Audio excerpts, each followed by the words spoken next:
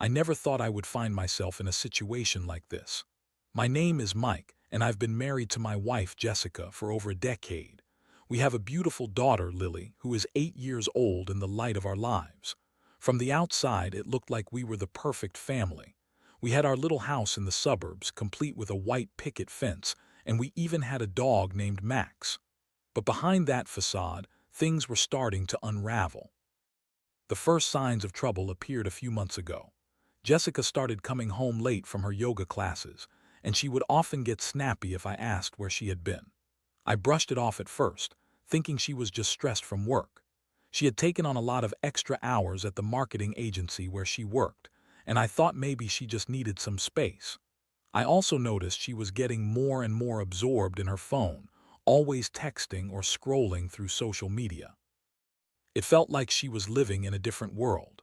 But the real turning point came one Saturday afternoon while I was cleaning out the clutter in our garage. I stumbled across a few of Jessica's old things, including a box of photos from before we met. I was digging through the box when I found a small envelope tucked away at the bottom. I opened it, and my heart dropped. Inside were a series of texts printed on what looked like a conversation thread between Jessica and her daughter's dance teacher, Ryan. The messages were flirty and suggestive, and there was an unmistakable vibe that they were way more than just friendly exchanges.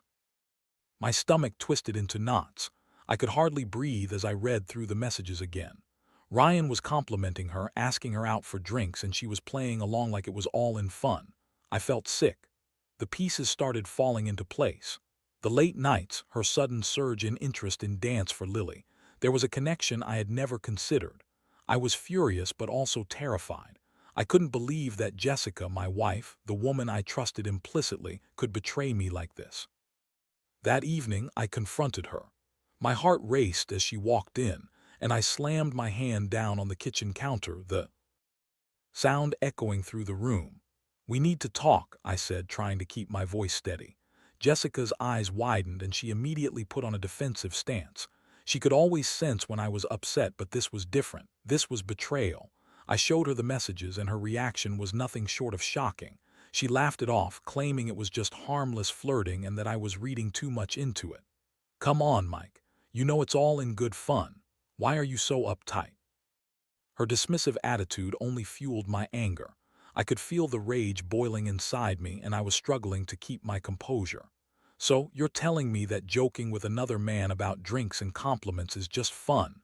Is that what you call it?" I practically shouted. Instead of apologizing or showing any signs of remorse, she got defensive. "You're being ridiculous. You're just jealous because I have a life outside of this house. You never want to do anything anymore. Maybe if you took an interest in me, I wouldn't feel the need to seek it elsewhere." This was her argument. I was taken aback by her audacity. It was surreal to hear my wife turn the blame back on me as if I had pushed her into someone else's arms. That moment hit me like a ton of bricks, and I realized that it wasn't just about the affair. It was about how she viewed our relationship, how she didn't respect me or our marriage. I felt a myriad of emotions: shock, anger, betrayal, and an overwhelming sadness. How could she do this? How could she reduce our life together to mere boredom? I always thought we had a strong bond, but now it felt like I was standing on shaky ground. As the night wore on, I felt lost. I had always imagined that if a betrayal like this ever occurred, I would know exactly what to do. But there I was, standing in my kitchen, questioning everything I thought I knew about my wife and our life together. I went to bed that night with a heavy heart, the weight of uncertainty hanging over me like a dark cloud. I needed to think, to process everything and figure out how I was going to move forward. The betrayal cut deep, and I knew that I couldn't just let it slide. But I also knew that whatever I decided, it needed to be calculated. Jessica had crossed a line, and I was not going to be the one to back down without a fight. The days that followed my confrontation with Jessica were a whirlwind of emotions. I was walking around in a fog, and everything felt surreal. I went through the motions of work and taking care of Lily, but inside I was seething. I couldn't shake the feeling of betrayal, and it gnawed at me day and night. I tried to act normal, especially around our daughter, but the cracks were starting to show. Jessica, on the other hand, seemed to think the whole thing would blow over. She'd put on a facade of normalcy, peppering our conversations with small talk and laughter that felt forced. I could tell she was trying to gloss over what had happened, as if by ignoring it, it would vanish into thin air. But I wasn't about to let that happen. I couldn't just sweep this under the rug. That would be a disservice to myself and to Lily, who deserved to have parents who were honest and true. One evening, as I was cleaning up after dinner, I noticed Jessica texting again. This time she was particularly animated, laughing quietly to herself. My instincts kicked in and I was gripped by an overwhelming urge to see her phone. It was a violation of trust, I knew that, but I felt like I was in a war zone and I needed ammunition. So, while she was distracted, I discreetly grabbed her phone from the counter and quickly unlocked it. My heart raced as I scanned through her messages, and there it was, another flirty exchange with Ryan. They had made plans to meet up again. I felt my blood boil as I read the messages. She was excited, talking about how she couldn't wait to see him again. I almost dropped the phone in shock. How could she do this? With our daughter's dance teacher, no less. This was the man supposed to be guiding her in the art of dance, and yet he was clearly seducing my wife. Fueled by rage, I took a deep breath and decided it was time to take action. I needed to show Jessica that I wasn't going to stand idly by while she toyed with our lives. I needed a plan, one that would make her feel the consequences of her actions. I wasn't going to lash out in anger. Instead, I would respond strategically. The next day, as I sat in my car outside of work, I made a call to a new school for Lily. I had already looked into it the night before. It was a more prestigious dance academy known for nurturing talent and offering scholarships to young dancers. It was the perfect place for Lily, and I knew that moving her there would open up opportunities for her that she wouldn't have at her current dance studio. More importantly, it would take her away from Ryan, the last person I wanted influencing her. I got off the phone, and a sense of relief washed over me. I had made a decision that felt empowering, one that I could control. I wanted to make it clear to Jessica that I was taking this seriously. No more was I going to be the passive husband. I was going to secure my child's future and make it evident that I would not tolerate infidelity. When I got home that night, I sat Jessica down and told her about the decision I had made. "I'm moving Lily to a different dance school," I said firmly, maintaining steady eye contact. Jessica's face turned pale as she realized that I was serious. "You can't do that, she loves her dance class," she protested, her voice rising, but I wouldn't back down. "She can love it all she wants, but I'm not going to allow her to be around someone who has shown a complete lack of boundaries." Jessica's panic was palpable. "You're overreacting, Mike. It's just a dance teacher. You can't just uproot her life because of a misunderstanding." But I shook my head. "It's not a misunderstanding, Jessica. This is about you not respecting our marriage, and I need to protect our daughter from being around that situation." The confrontation escalated as she became increasingly defensive. "You're being controlling. This is insane. You're trying to punish me for something that was nothing." Her tone was sharp, and it felt as though she was grasping at straws. I stood my ground, and I could see the realization dawning on her face. She was losing control, and it was infuriating her. "You think you can just cut me out of our lives because of a silly fling? You're so dramatic." She spat, and that's when it hit me. I had the upper hand. This wasn't just about our marriage anymore. This was about setting boundaries for our daughter and taking back control of my life. As the argument continued, I felt a sense of clarity wash over me. I wasn't just reacting in anger anymore. I was making a choice for myself and for Lily. I could feel the weight of the world lifting, and for the first time since I discovered the affair, I felt empowered. I was reclaiming my life and ensuring that my daughter was shielded from the consequences of her mother's choices. Jessica stormed off to the bedroom, slamming the door behind her. I stood there for a moment, absorbing what had just happened. I felt a mixture of anger and triumph, and I knew that I was finally taking steps to secure my daughter's future. The road ahead was uncertain, but I had made a choice, and there was no going back. As I settled into the new routine of moving Lily to the dance academy, I found myself feeling somewhat lighter. It was like I was peeling away layers of a heavy burden. The decision to change schools was met with resistance from Jessica, but I had made up my mind. I would not let her attempts to manipulate or gaslight me sway my resolve. I secretly relished the idea of taking control, and I watched Lily thrive in her new environment. The dance academy was a breath of fresh air. The instructors were professional and dedicated, and the focus was on nurturing young talent. I could see Lily blossoming already, her enthusiasm for dance rekindled. She was making new friends and learning new techniques that were far advanced from what her previous studio offered. Each day, I would watch her come home with a smile on her face, her eyes shining with excitement. It filled me with a sense of pride and reassurance that I had made the right choice. However, Jessica was not going to let the change in schools go unnoticed or unchallenged. She was relentless in her objections, voicing her displeasure at every opportunity. "You're ruining her life, Mike," she would shout. She was happy where she was. "You're doing this because you want to get back at me."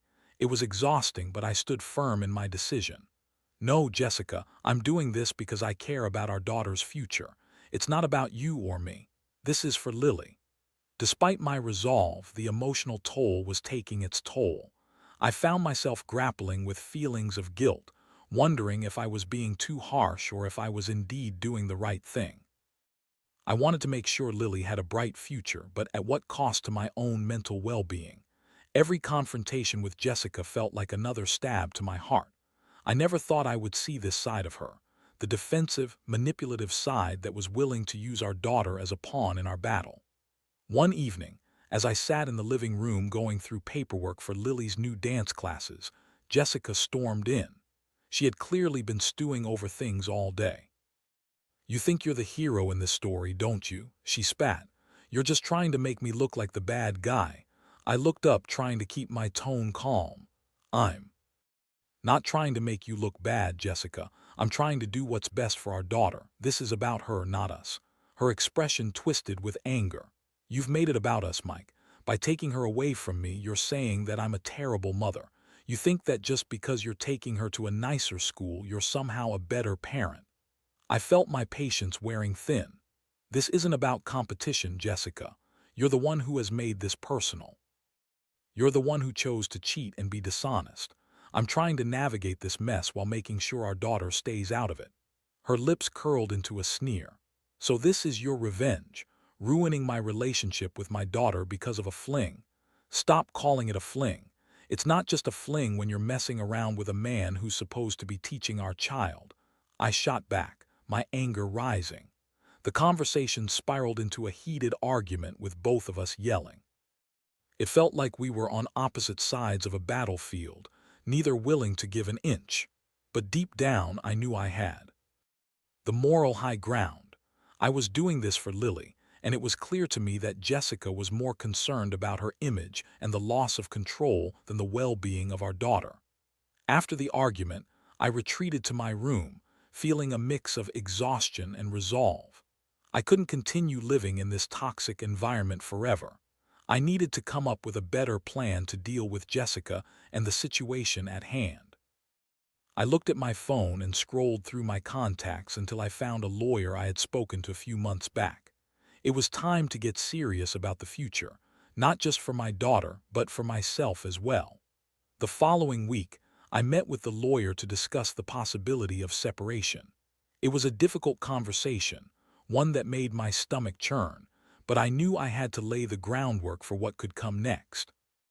The lawyer explained the process, and while it wasn't going to be easy, I felt a sense of empowerment in finally taking steps to protect myself and Lily. After the meeting, I returned home with a heavy heart. I still cared for Jessica, despite everything, but I knew I couldn't allow her actions to dictate my life any longer. I had to prioritize my daughter's well-being and my own mental health above all else. Later that evening, I called a family meeting with Jessica and Lily. I wanted to address the situation head-on, to put everything on the table and be transparent about my intentions. As we sat in the living room, I took a deep breath and turned to Jessica. "I think we need to have an honest conversation about where we're headed as a family," I said, trying to keep my tone neutral. Lily was sitting on the floor playing with her toys, blissfully unaware of the tension in the air.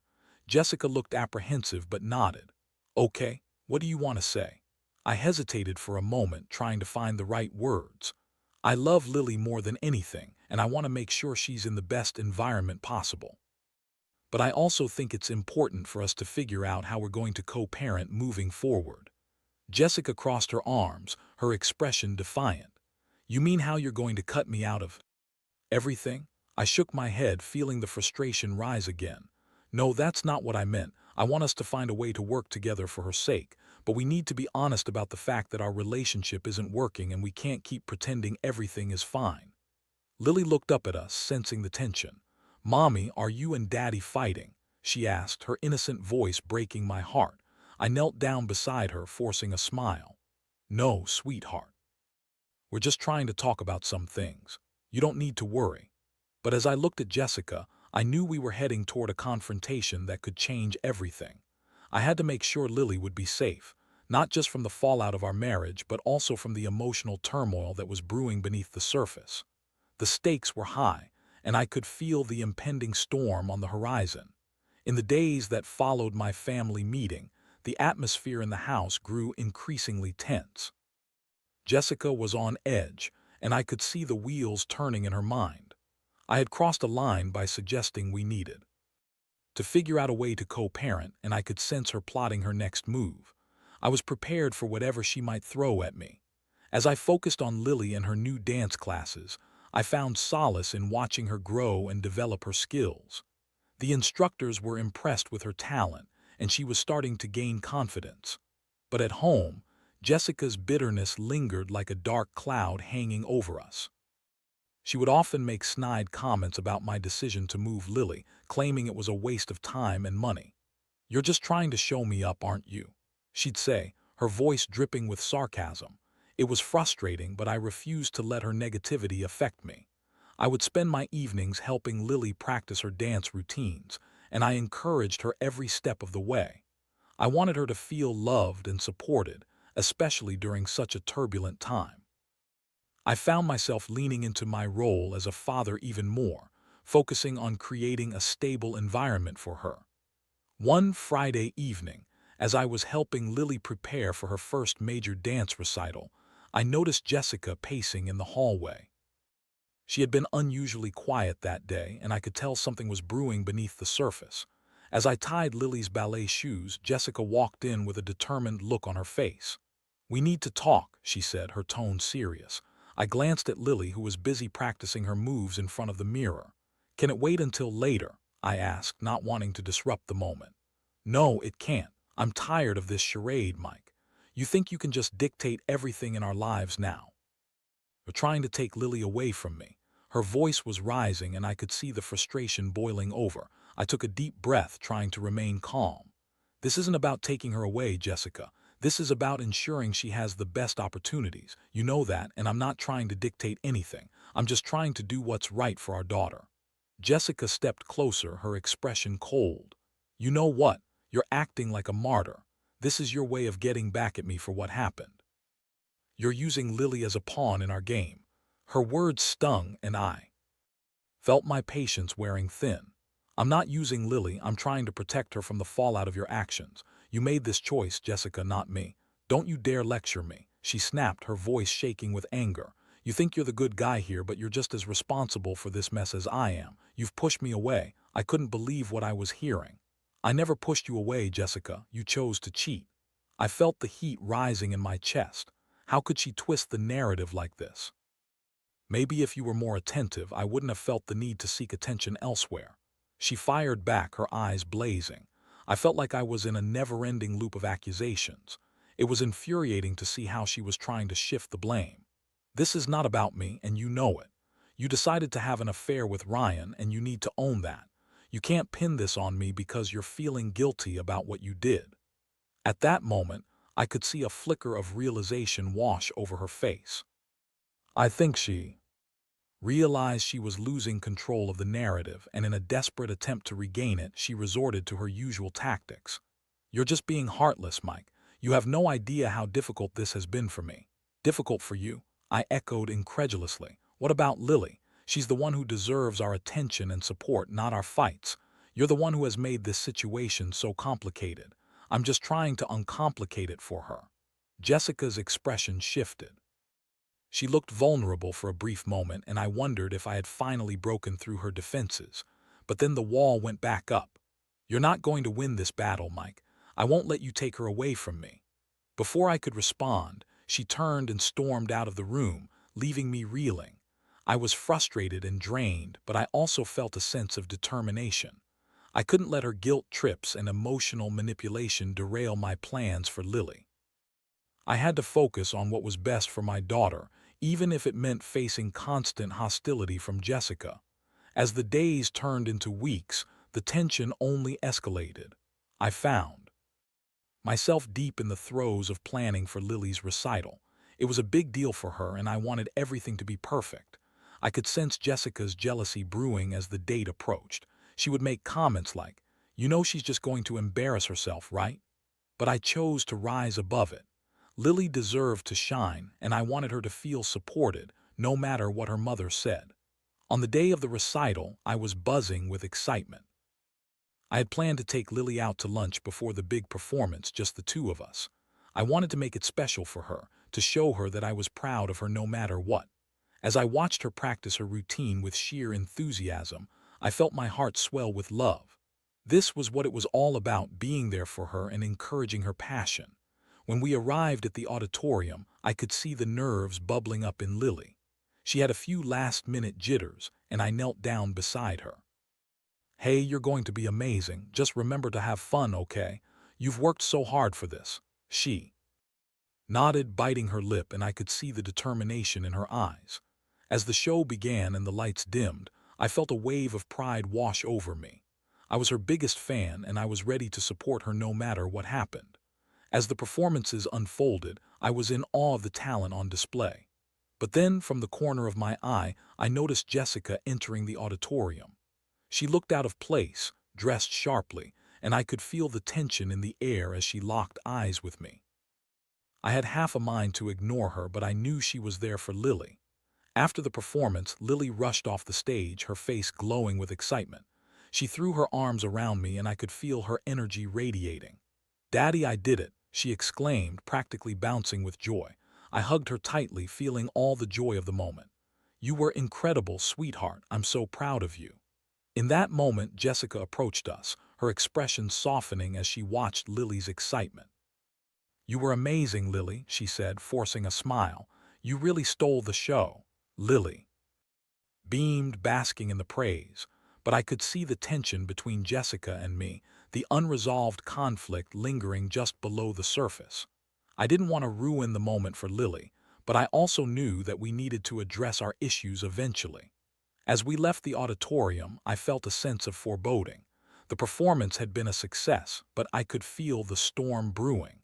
Jessica was not going to take this lying down. I knew that the next steps in our journey would be challenging, but I was determined to stand firm. I was fighting for my daughter's future, and I refused to let Jessica's manipulations deter me any longer. It was time to take the next step and face the reality of our situation head-on. After the recital, the air in the house was thick with tension and unspoken words. While Lily basked in the afterglow of her performance, I could feel the storm brewing between Jessica and me. I was determined to keep things light for Lily's sake, but it was becoming increasingly difficult with Jessica's passive-aggressive behavior. That evening, as we sat down for dinner, I sensed that Jessica was ready to unleash her frustrations. She kept casting glances at me between bites, her jaw tight. I braced myself for whatever was coming. Finally, she set her fork down with a clatter. "So, how does it feel to be the wonderful father while I'm just the bad guy?" she said, her voice dripping with sarcasm. I kept my tone even, trying not to engage in her baiting. "This isn't about being a wonderful father, Jessica. It's about Lily. We need to focus on what's best for her." "Of course, it's always about her now, isn't it?" she shot back, crossing her arms. "But do you think she's going to appreciate you dragging her away from everything she knows just because you need to feel superior?" I held back my frustration. "This isn't about feeling superior. This is about giving her the best opportunities possible. You know that. She leaned forward, her voice low and intense. You're just using this as an excuse to control everything. You think you're being noble, but you're really just punishing me. Punishing you. I felt the burn of anger rise to the surface. You're the one who made this choice. Jessica, you're the one who made it necessary for me to rethink things. I'm not punishing you, I'm protecting Lily. Her eyes narrowed, and I could see that she was losing her grip on the conversation. You think you can just take her away from me and dictate how I parent? You're going to regret this, Mike. I won't let you win. That last comment sent a jolt of fear through me. Win? This isn't a game. This is our daughter's life we're talking about. My voice rose, but I fought to maintain control. Jessica's expression shifted, and for a moment I saw vulnerability seep through her anger. You're pushing me away, Mike. You're making it impossible for us to work together, she said, her voice softer, almost pleading. Then stop fighting me. I replied, frustration spilling over. We can't work together when you're constantly undermining my decisions. You need to understand the gravity of what you've done. You need to take responsibility. The silence that followed was deafening. I could feel the weight of our unresolved issues pressing down on us, like a thick fog that refused to lift. But I was done. Playing games, I had to make my intentions clear. Taking a deep breath, I leaned in and said, I've spoken to a lawyer about separation. I think it's time we start discussing how we're going to move forward as co-parents. Her eyes widened in shock. You're serious? She whispered, her voice trembling with disbelief. You can't be serious. You think you can just throw everything away because of this. It's not about throwing anything away, Jessica. It's about creating a healthier environment for both of us and for Lily. I won't allow this to continue, I stated firmly. I watched as her expression shifted from disbelief to anger. You're making a huge mistake, Mike. You think you're being brave by making this decision, but you're really just running away. I stood my ground, feeling a surge of confidence. It's not running away. It's taking control of my life and ensuring my daughter has the stability she deserves. I won't let your actions dictate my happiness any longer. With that, I turned and walked away, leaving Jessica fuming at the dinner table. I could feel the tension crackling behind me, but I didn't look back. I needed to be resolute in my decision. Over the next few days, things only seemed to escalate. Jessica began involving friends and family members, painting me as the villain in her story. I would receive late-night texts from mutual friends asking if everything was okay, and I could hear the whispers behind my back. It was frustrating to see how easily she spun the narrative to garner sympathy. But I was determined to stay focused on what mattered: Lily.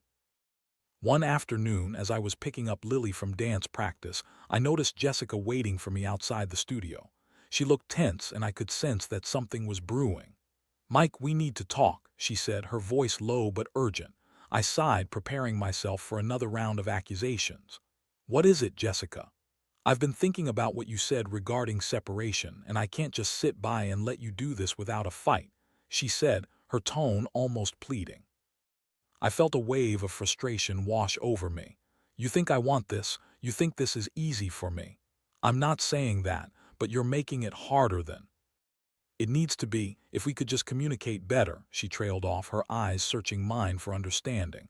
I felt a flicker of hope, but I quickly reminded myself of the reality. You had your chance to communicate when you decided to cheat, Jessica. That's the bottom line.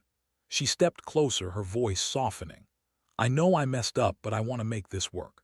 I want to fix things for Lily's sake. Can't we at least try counseling? We owe it to her. I hesitated, feeling the conflict inside me. Part of me wanted to believe that we could work through our issues, that maybe we could find a way to come back from this. But another part of me knew the damage was too significant. I'll consider counseling, but I need to be clear, I said, keeping my voice steady. This isn't just about fixing our marriage. It's about building an environment where Lily can thrive. If we're going to do this, it has to be for her, not for us. Jessica nodded, and for a moment I saw hope in her eyes. Maybe this was the turning point we needed. But deep down, I knew I had to remain cautious. My walls were still up, and I didn't trust that she could change overnight. As I drove home with Lily, I reflected on our conversation. It felt like we were at a crossroads and I had no idea where the road ahead would lead, but I was determined to take it one step at a time. I had my daughter to think about, and I was ready to fight for her future, no matter where that might take me. In the days that followed our conversation about counseling, I felt a mixture of caution and cautious optimism. Jessica seemed genuinely willing to try and make things work, at least on the surface. We arranged a meeting with a family therapist, and I hoped that talking things through with a professional would help us navigate this treacherous terrain. But I also couldn't shake the nagging feeling that Jessica's motivations were still self-serving. The first session went surprisingly well. The therapist guided us through discussions about our feelings, our expectations, and the breakdown of trust in our marriage. I was honest about my feelings of betrayal and the anguish I felt as a father watching the love of my life choose someone else. Jessica, for her part, expressed regret and an eagerness to change. It was a step in the right direction, but I couldn't help but wonder if it was genuine or just a performance.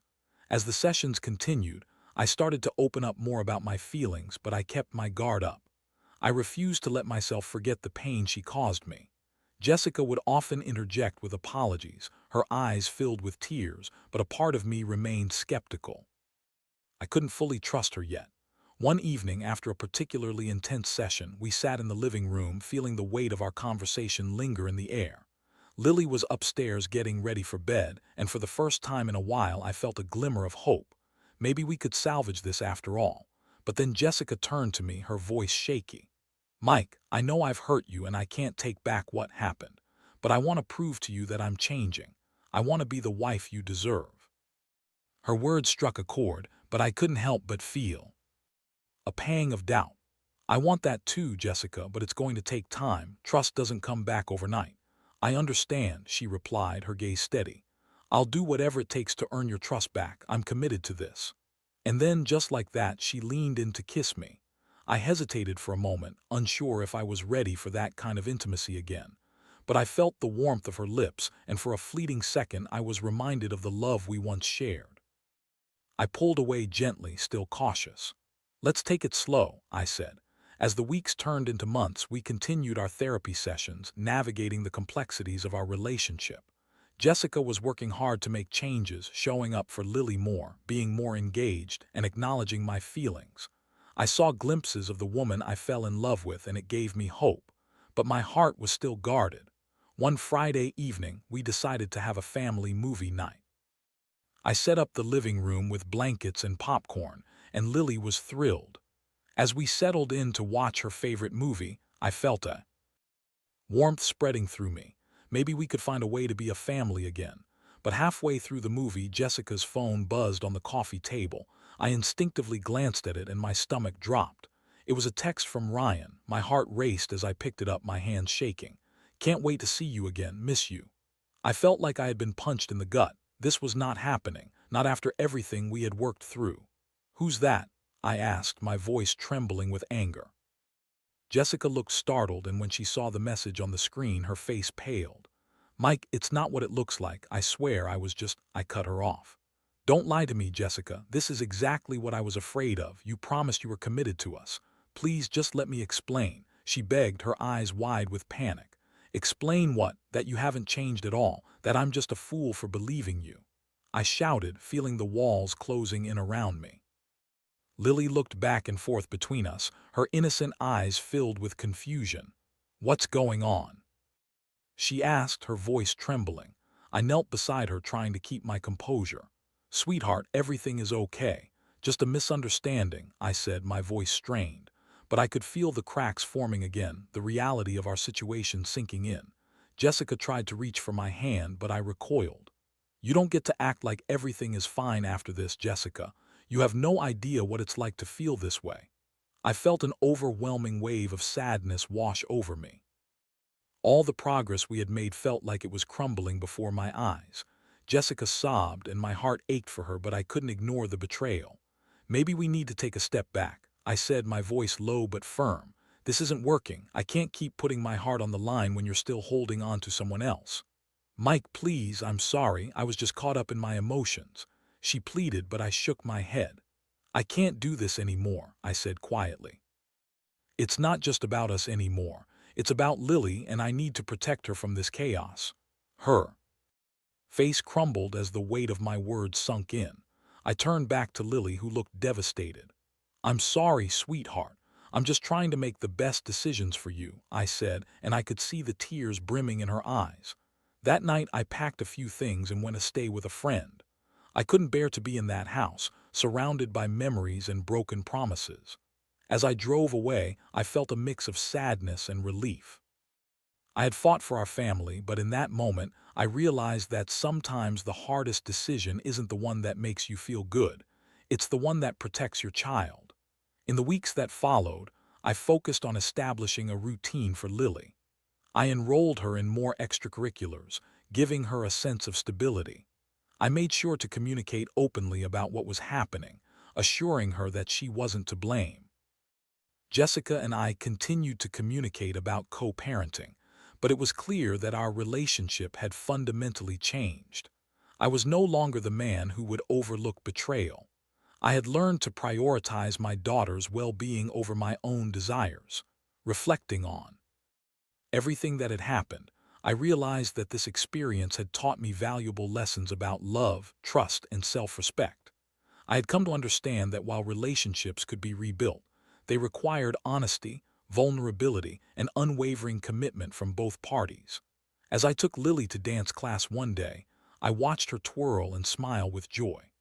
I knew deep down that no matter what happened in the future, my love for her would always guide my decisions. And in the end, that was what truly mattered.